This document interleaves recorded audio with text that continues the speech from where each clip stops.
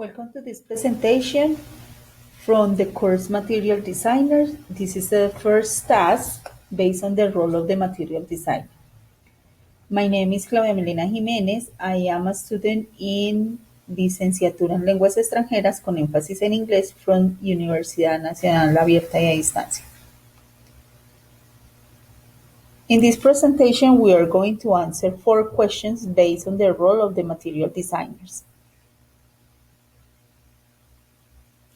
What was the conception of materials development decades ago? To answer this question, I can say that during the last decade, the materials development wasn't as important as it is today.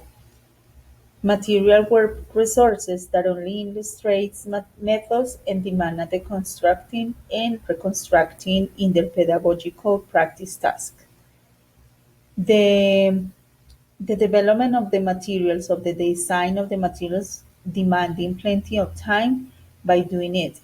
So in this way, teachers use books as a way to follow or to cover the materials or as a support for the class. Also, they didn't have a lot of technology as we have it today.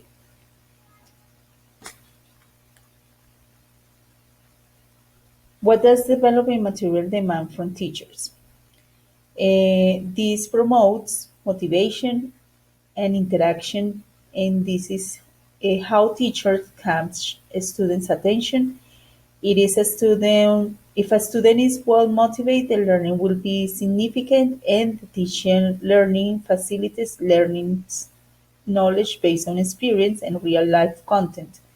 This can help students to know what they want to learn and take risks by being reflective, resourceful, and receptive.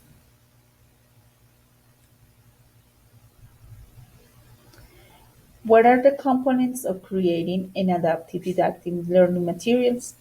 The components of creating an adaptive didactic learning materials is a process in which teachers help students by setting their needs and give clear objectives in order to achieve the content using and select the right materials to develop the activities.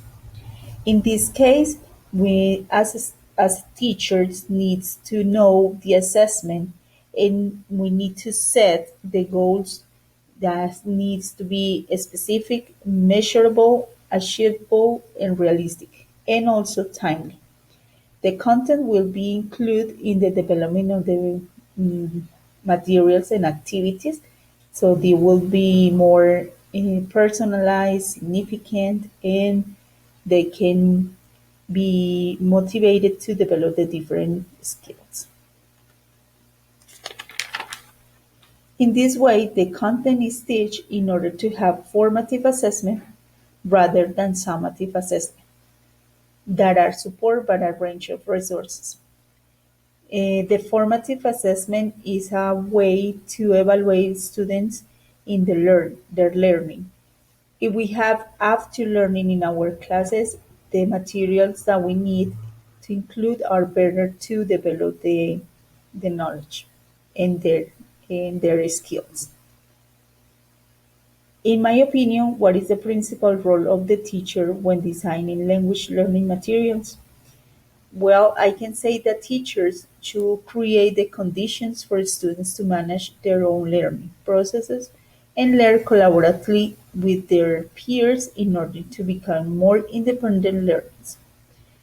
Here also is very important to know the way students learn, to know the different aspects in the classes.